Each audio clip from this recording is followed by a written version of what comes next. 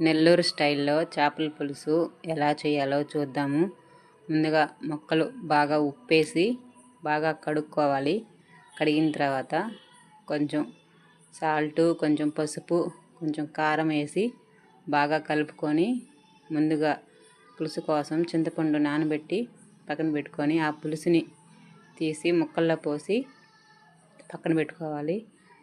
బాండలు పెట్టి ఆయిల్ కొంచెం వేసి ఆవాలు, మెంతులు వేసి సన్నగా కట్ చేసుకున్న ఆనియన్, కరివేపాకు వేసి ఫ్రై చేసుకోవాలి.